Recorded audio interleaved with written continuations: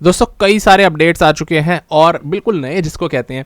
यहाँ हम सबसे पहले बात करेंगे माइक समरफील्ड की। माइक ने दोस्तों 8.5 वीक्स आउट के अपने कुछ ये अपडेट्स अभी दिखाए हैं। देखो एक बहुत ही wide shoulder to waist ratio mic carry करते हैं क्योंकि कंधे बहुत चौड़े हैं इनके। फिलहाल ये देखा जा सकता है कि बॉडी एकदम फ्लैट है इनकी, फुलनेस है ही नहीं मसल्स में, क्योंकि ये कार्डियो के बाद, एम्प्टी स्टमक कार्डियो के बाद ये अपनी फिजिक दिखा रहे हैं, तो ऐसा तो फिर होना ही है।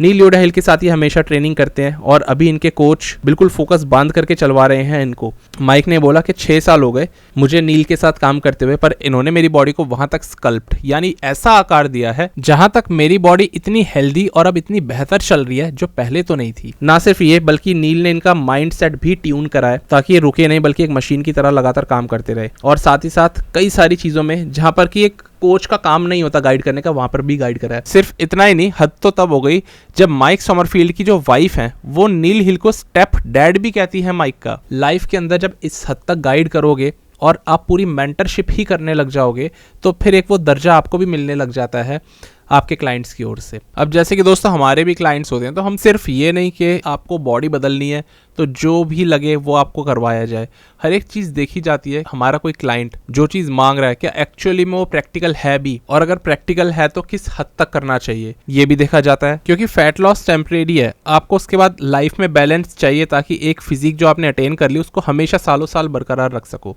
अब जैसे हमारे एक ये क्लाइंट अभी आए थे, 100 किलो के ये थे, हमने इनको 77 kg तक ट्रांसफॉर्म करवा दिया। अब मैं आपको हमेशा क्लियर एक चीज़ बताता हूँ कि हम बोल के बेचते हैं कोचिंग भी कि ये नेचुरल है और ये एनहेंस्ड। ये वाले जो हमारे क्लाइंट है ये एनहेंस्ड नहीं है, ये टोटली नेचुरल ट्रांसफॉर्मेशन की गई है 2 महीने से भी कम में। अगर आप ध्यान से देखें तो फ्रंट में सबसे ऊपर आपको सबसे अलग दिखेंगे ट्रैप्स जो शोल्डर्स से बिल्कुल अलग विजिबल हैं, और ये इसलिए होता है जब आप फैट लॉस ज़्यादा कर लेते हो तो मसल्स अपना आकार लेने लगती हैं। पर सिर्फ इतना नहीं, इसके साथ मसल भी गेन करा गया है फ्रेम पे। चेस्ट की शेप कंप्लीटली एक बॉडी बिल्डर की तरह आनी शुरू हो गई है। एब्डोमिनल्स का एरिया एकदम क्लियर दिख रहा है, लव हैंडल्स जा चुके हैं, इसलिए शोल्डर्स भी प्रोनाउंस्ड दिखेंगे, बाइसेप्स में भी साइज ज्यादा दिखेगा। ऐसे ही ठीक अगर हम बैक की बात करें तो एकदम से लव हैंडल्स कैसे गायब हुए हैं आपको दिखेगा। वी टेपर इस वजह से तगड़ी आ चुकी है, लेट्स के अंदर रोटेटर कफ आपको दिखेंगे, और साथ ही साथ मिडल ट्रैप्स का मसल एकदम क्लियर हो चुका है। डेल्ट्स के तीनों हेड्स भी आपको पीछे से ही दिख जाएंगे। तो ये होती है एक सक्सेसफुल ट्रांसफॉर्मेशन जो हम करवाते हैं अपनी क्लाइंट्स की।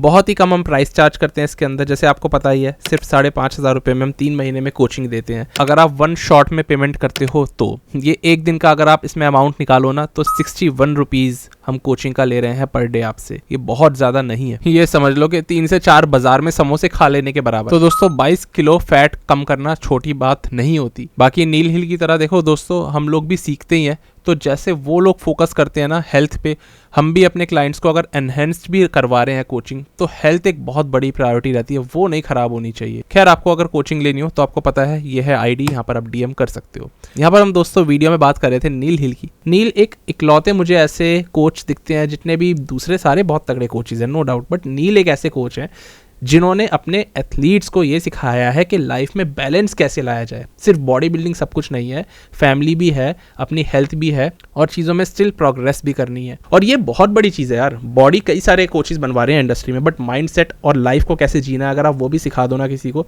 तो आप पूरी उसकी ज़िंदगी सुधार देते हो। फिलहाल हम ये देख रहे हैं कि माइक समरफील्ड की बॉडी और भी ज़्यादा थिक और डेंस दिख रही है। 8.5 वीक्स के हिसाब से माइक बहुत ज़्यादा इंप्रेसिव दिख रहे हैं। जैसे इन्होंने ये फ्रंट डबल बाइसेप हिट किया ना तो क्रेजी वी टेपर इनकी इतनी ज़्यादा ही क्रेजी है, इस वी टेपर के आगे कोई खड़ा होकर के दिखाए एक्चुअली में कोई नहीं आ सकता है। ये लैट्स का फ्लो इतना ज़्यादा है कि क्रिस बमस्टेड से भी ज़्यादा वाइडर लैट्स अब इनके हो चुके हैं। बाइसेप्स बहुत ज़्यादा बड़े हैं, वेस्ट एकदम स्मॉल है वैक्यूम करने की वजह से, और लेग्स के अंदर स्वीप्स बहुत गहरे आ जाते हैं जैसे जैसे ये कट आउट करते चले जाते हैं अपनी बॉडी को लीडिंग अप टू ओलंपिया। ऐसे इनका फ्रंट लैट स्प्रेड पोज है, कोई इनको हरा नहीं सकता इस पोज में। साइड चेस्ट इनका ज़बरदस्त दिख रहा है, चेस्ट के अंदर फाइबर्स आने शुरू हो गए हैं। ग्ल्यूट्स और हैमस्ट्रिंग्स का ये जो टाई एंड्स हैं एकदम क्लियरली दिख रहे हैं, हैमस्ट्रिंग्स बिल्कुल लटक रहे हैं नीचे। एक बॉडी बिल्डर की तरह ये दिखते ही हैं माइक समरफील्ड। कई सारे लोग इनको मेंस क्लासिक फिजिक एथलीट मानते भी नहीं है। बैक डबल बाइसेप अगर हम देखें बहुत ज़्यादा थिक बैक है, बहुत ज़्यादा थिक है। ग्ल्यूट्स में साइज एक्सट्रीम लेवल पे है, और अभी जब इनमें फाइबर्स आएंगे तो ये ग्ल्यूट्स कुछ अलग ही लेवल पे नजर आएंगे। पर सबसे ज़्यादा शॉकिंग है माइक का बैक लेट स्प्रेड पोज। ये यार इतना बेस्ट है ना, मतलब मेंस ओपन बॉडी बिल्डर्स की ऐसी बैक होती है, इतनी थिक, इतनी वाइड, इतनी गहरे कट्स के साथ, परफेक्ट ग्ल्यूट्स, बहुत ही ज़्यादा अच्छे हैमस्ट्रिंग्स है। क्लासिक फिजिक एथलीट को देखते हुए इस बॉडी को हराना मेरे हिसाब से बहुत ज़्यादा मुश्किल है किसी के लिए भी। फिर जब माइक ये क्वार्टर 3/4 पोज मारते हैं तो एक अलग ही लेवल की अपनी बॉडी दिखाने लग जाते हैं, और एब्डोमिनल्स एंड थाई का तो कोई मुकाबला करके दिखा दे। इतना perfect abs and thigh pose किसी का कैसे हो सकता है। तो माइक समरफील्ड तो कुछ ज़्यादा ही रेडी चल रहे हैं 8.5 वीक्स ओलंपिया से पहले। अब हम बात करते हैं इनके सबसे ही बड़े कॉम्पिटिटर रेमॉन डिनो की। दोस्तों रेमॉन डिनो ने अपना फिलहाल ये अपडेट डाला था, और इनके हेटर्स भी चाहे कोई होना, वो भी इस अपडेट को देख करके इनके फ़ैन बन गए, क्योंकि रेमॉन इस बार का टाइटल किसी भी तरह से जीतना चाहते हैं। सीबम है नहीं, तो रेमॉन वर्सेस माइक इस बार ऐसा लगता है कि होने वाला है। रेमॉन की फिलहाल हम बॉडी की ज़रा बात कर लेते हैं, और यही है दोस्तों हमारा अगला अपडेट। और सबसे पहले एक चीज़ आप एकदम से नोटिस कर लोगे कि इनकी बॉडी में मास बढ़ गया है, पर ये जो एक इल्यूजन होता है दोस्तों, ये ना इसलिए भी होता है, कई बार आप मिरर से बहुत दूर खड़े होते हो, मिरर में बहुत ही इसलिए अट्रैक्टिव भी लगते हो, जब आप पास जाते हो और रियल एक वीडियो बनवाते हो सामने सामने, तो चीज़ें डिफरेंट दिखने लगती है। जैसे कि अभी रेमॉन का एक ये अपडेट आया है, ये बिल्कुल अभी का ही है, और इसके अंदर इनकी वी टेपर उतनी ज़्यादा नहीं है, लैट्स उतने चौड़े नहीं है जितने कि इनके पहले वाले अपडेट में दिख रहे थे। बट डेफिनेटली ये तो है कि रेमॉन की बॉडी काफ़ी ज़्यादा हार्ड हो रही है, पहले से ज़्यादा डेंस हो रही है, और पतले पतले मसल फाइबर्स वहाँ पर नज़र आ रहे हैं जो पहले नज़र नहीं आया करते थे। और सबसे बड़ी बात यह है कि ना ये ना हमेशा इनके जो हाथ होते थे ना फ्रंट डबल करते वक्त, वो ना शोल्डर से नीचे होते थे, इसलिए बहुत अजीब पोजिंग लगती थी। रेमॉन को पोजिंग करनी नहीं आती थी, ये बात सब लोग मानते थे, और ये चीज़ ना हमेशा खटकती थी, यार ये एथलीट इतनी अच्छी बॉडी ला रहा है लेकिन पोजिंग क्यों नहीं कर पा रहा है। फिलहाल हम ये देख सकते हैं कि perfect front double bicep hit कर रहे हैं अपनी तरफ से। अभी इनका कंपैरिजन करूंगा मैं माइक के साथ में, पर यहाँ पर रेमॉन की जो वेस्ट है बहुत ही ज़्यादा स्ट्रीमलाइंड है, बॉडी की कंडीशनिंग काफ़ी अच्छी है, क्योंकि बहुत पतली स्किन है इनकी। ऐसा लग रहा है कि एक हफ्ते बाद स्टेज पे भी खेलने उतर सकते हैं। ग्रेनी मसल्स दिखाने की कोशिश कर रहे हैं, तो ब्राजीलियंस फैंस के लिए तो देखो ये ऑलरेडी क्लासिक फिजिक चैंपियन है, बट ये जेन्युइन मैं बात बोलूंगा कि इस एथलीट ने बहुत इंप्रूवमेंट करा है। अब ज़रा ये जान लेते हैं कि कितना करा है। माइक की बॉडी ये है और रेमॉन की आपके सामने ये रही। माइक ना बहुत ज़्यादा वाइड है और मासिव है एज कम्पेयर टू रेमॉन। ये कंपैरिजन मुझे इन दोनों का ये जो फ्रंट रिलैक्स्ड का है ना, ये याद दिला रहा है Ronnie Coleman versus Flex Wheeler की 1998, जहां फ्लेक्स की बिल्कुल वी टेपर थी ही नहीं, रॉनी कोलमैन वो बहुत ज़्यादा ही चौड़े थे। तो वो मुझे लग रहा है अभी माइक वर्सेस रेमॉन को देखने में, और वो मास ना ओवरऑल बॉडी में ही दिखेगा, शोल्डर से लेकर के लेग्स तक हर जगह। रेमॉन इनके आगे बहुत ज़्यादा नैरो है, मतलब एकदम ही नैरो बोला जाएगा उनको। और उसके अलावा रेमॉन को सबसे बड़ा डिसएडवांटेज है पोजिंग ना करना आना। माइक समरफील्ड ना खतरनाक वाले पोजर है, और रेमॉन जिनमें मास भी कम है, ओवरऑल पोजर भी वो हल्के हैं। ये बहुत बड़ा डिसएडवांटेज है, काफ़ी है आपको हरा देने के लिए। डेंसिटी की और मसल्स की बात करी जाए, हमें पता है माइक यहाँ पर साइड चेस्ट पोज के अंदर भी इतना ज़्यादा फूली हुई चेस्ट लेकर के आते हैं कि रेमॉन को दबा देंगे। रेमॉन की चेस्ट काफ़ी फ्लैट है। बैक पोजेज में वही Ronnie Coleman versus Flex Wheeler का कंपैरिजन कर लो, और अगर आपको लगता है कि फ्लेक्स व्हीलर की बैक ज़्यादा बेटर थी तो आप काफ़ी बड़ी गलतफहमी का शिकार हो। यहाँ पर माइक समरफील्ड चाहे बैक डबल बाइसेप पोज हो, वो तो है ही उनका पोज, आज तक का बेस्ट बैक डबल होगा इनका क्लासिक फिजिक में, आज तक का बेस्ट बोल रहा हूँ, यानी बमस्टेड से भी ज़्यादा, क्योंकि बमस्टेड का देखो बैक डबल वीक था, लेकिन बैक लेट स्प्रेड में तो गेम ऐसे ख़त्म कर दे रहे हैं जैसे मानो शेर बकरी को दौड़ा दौड़ा कर पहले उसके साथ खेलने लग रहा हो, और उसके बाद अगर उसका मन करा तो उसका शिकार भी कर लिया। ऑल्दो रेमॉन यहाँ पर बैक लैट स्प्रेड कर नहीं रहे हैं, इसलिए क्योंकि क्लासिक में बैक लैट स्प्रेड करना ही नहीं होता है, पर अगर कर लेंगे तो भी कुछ कर नहीं पाएंगे। वो एथलीट यार लेफ्ट साइड पे खड़ा हुआ देखो, वो क्या है, वो मजाक नहीं है वो एथलीट। तो रेमॉन के जो फैंस हैं वो इंटरनेट ट्रॉलर्स है, पूरी कोशिश तो कर रहे हैं यहाँ पर माइक समरफील्ड को भटकाने की, पर माइक जो है वो रिजल्ट डिलीवर करने वाले इंसान है, और ये ट्रॉलर्स उसके बाद भी नहीं रुकेंगे। जब माइक समरफील्ड अगर मान लो जीत गए ना इस साल का क्लासिक ओलंपिया, तब भी ये ट्रॉलिंग करने आते रहेंगे Brazilians. Abdominals and thigh Mike जैसा किसी पे ही नहीं है। तो भले ही रेमॉन बहुत इंप्रूव हुए हो, पर Flex Wheeler can never become Ronnie Coleman, और इंप्रूव तो फ्लेक्स व्हीलर भी हुए थे 98 से 99 के बीच में, बट तब भी कुछ नहीं कर पाए थे। तो यही है इन दोनों एथलीट्स का मुझे तो फ्यूचर दिख रहा है। अभी हमने अर्श की बात तो करी नहीं है, क्योंकि अर्श अपने आप को बिल्कुल छुपा करके चल रहे हैं। अर्श मुझे लगता है एक ज़्यादा बड़ा सरप्राइज लाएंगे as compare to Ramon Dino जो अभी लेकर के आ रहे हैं। रेमॉन की बॉडी तो देख ली ना हमने, अर्श की तो देखी ही नहीं है अभी तक, वो तो बहुत बड़े हो चुके हैं। और मुझे लगता है ये कंपटीशन शायद माइक वर्सेस अर्श होगा इस बार के ओलंपिया में, ना कि माइक वर्सेस रेमॉन डिनो, ऐसा मुझे लगता है। बाकी आप लोग बताना आपको रेमॉन के इंप्रूवमेंट्स कैसे लगे। मुझे काफ़ी अच्छे लगे हैं, अपने हिसाब से देखा जाए रेमॉन डिनो ने काफ़ी इंप्रूवमेंट्स करे हैं, बट माइक समरफील्ड जब है ही एक नेक्स्ट लेवल पे, तो उनको कैच कैसे कर पाएंगे, ये रेमॉन को अपने आप से पूछना पड़ेगा। अब चलते हैं अगले एथलीट पे, बात करते हैं 2022 मिस्टर ओलंपिया हार्डी शुपन की। देखो दोस्तों, हार्डी ने अपनी फिलहाल ये बॉडी दिखाई है और ये बोल दिया कि मैं हूँ 60% पे, यानी कि 60% पे वो आ चुके हैं लास्ट अपडेट से, जो था इनका 50% वाला अपडेट। तो 10% बॉडी में इंक्रीज हुआ है।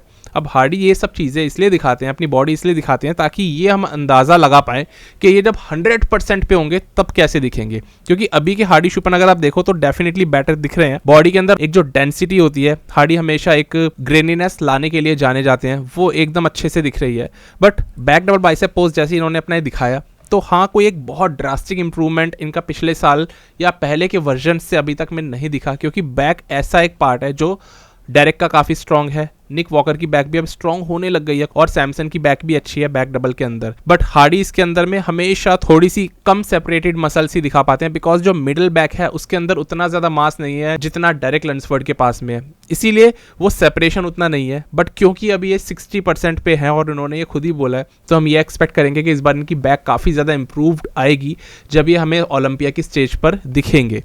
और ग्लूट्स एंड हैमस्ट्रिंग्स में भी इनके स्ट्राइशंस दिखते हैं, बट कहीं ना कहीं जो हैमस्ट्रिंग्स वाली चीज़ है वो इनके साथ काफ़ी पॉजिटिव है, क्योंकि मसल्स भी है हैमस्ट्रिंग्स में और थ्रेड्स भी हैमस्ट्रिंग्स के काफ़ी अच्छे दिखते हैं निक वॉकर की तरह। बट हाँ, निक के हैमस्ट्रिंग्स सबसे ज़्यादा बड़े होने वाले हैं पूरे लाइनअप में, इस बात की गारंटी ली जा सकती है। वहीं हार्डी जब अपनी फ्रंट की बॉडी दिखाते हैं तो इसके अंदर भी ये बहुत ज़्यादा अच्छी कंडीशनिंग में आपको दिखाई देंगे। ये कंडीशनिंग कुछ ऐसी है जो सैमसन दौदा की ओलंपिया वाले दिन भी नहीं आ पाती है। हार्डी उस कंडीशनिंग को अभी से लेकर के चल रहे हैं।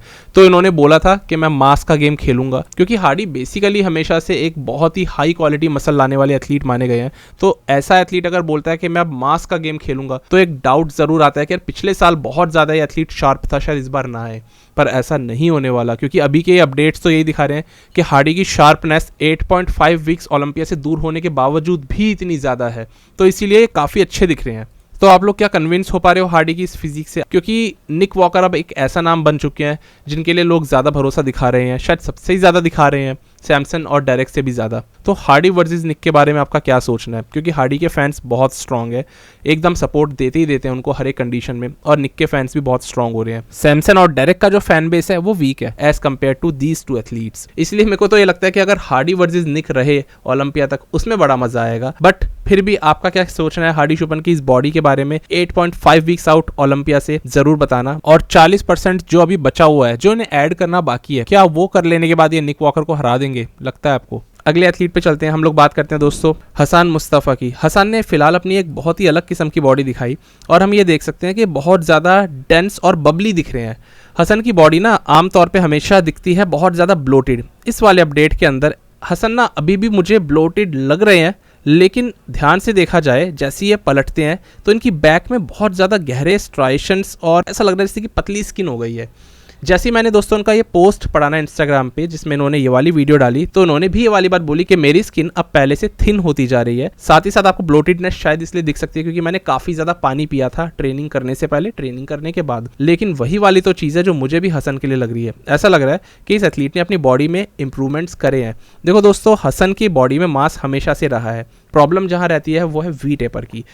ये एथलीट अभी जिस तरीके के अपने लैट्स दिखा रहा है ना फ्रंट डबल बाइसेप में, और बाइसेप्स जितने स्ट्रॉन्ग है, लेग्स जितने स्ट्रॉन्ग है, यही एथलीट अगर वैक्यूम पुल कर पाने में हो गया कामयाब, किसी भी स्टेज पर खेले, कभी भी शो खेले, ये हसन के लिए मेरा ये मानना है ये सच में कई दरवाजों को अनलॉक कर सकते हैं अचीवमेंट्स के। आज कई सारे एथलीट्स, टॉप ओलंपियंस, ये सब लोग यार वैक्यूम कर रहे हैं, और वैक्यूम नो डाउट आपकी वी टेपर को 2 से 3 गुना बेहतर करने में मदद कर देता है। जब ये पेट अंदर खिंचता है ना, और जो एब्डोमिनल की लाइनिंग है वो और अंदर धंसने लगती है, तो एक वी टेपर और ज़्यादा बढ़ने लगता है। ये लैट्स और ज़्यादा प्रोनाउंस्ड हो जाएंगे, ये लेग्स तो पहले से इतने बड़े थे। तो एक्स फ्रेम ऐसा बनेगा ना हसन का, जिसके लिए सब लोग इनके फ़ैन होने लग जाएंगे।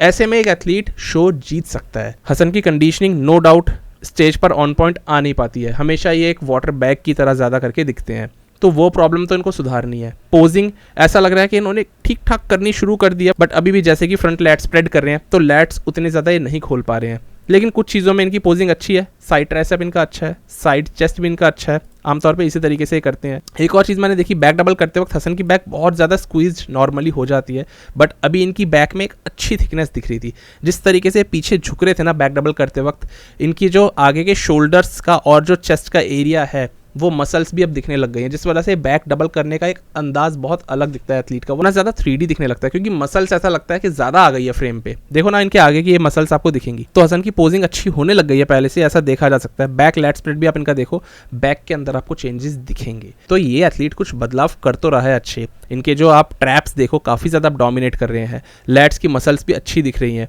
वही है कि जैसे जैसे ये वैक्यूम भी पुल करना शुरू कर देंगे, स्टेज के पीकिंग प्रोटोकॉल्स को सुधारना शुरू कर देंगे, ये रैंकिंग में ऊपर आना शुरू कर देंगे। देखते हैं जिस भी कंपटीशन में खेलेंगे आफ्टर ओलंपिया, मोस्ट प्रोबेबली खेलते हुए हमें दिखने वाले हैं, तब ये कैसा परफॉर्म करते हैं। बस एक वैक्यूम और आ जाए ना इस एथलीट के बॉडी में, फैंस को तो इकट्ठा करना शुरू ये कर ही देंगे, साथ ही साथ ये जजेस को भी इंप्रेस करना शुरू कर देंगे। बस दोस्तों आज के अपडेट्स को यहीं पर ही खत्म करते हैं। जल्दी मिलता हूं आपसे एक नए वीडियो में एक नए टॉपिक के साथ, तब तक के लिए स्टे ट्यून्ड, गुड बाय, शुक्रिया।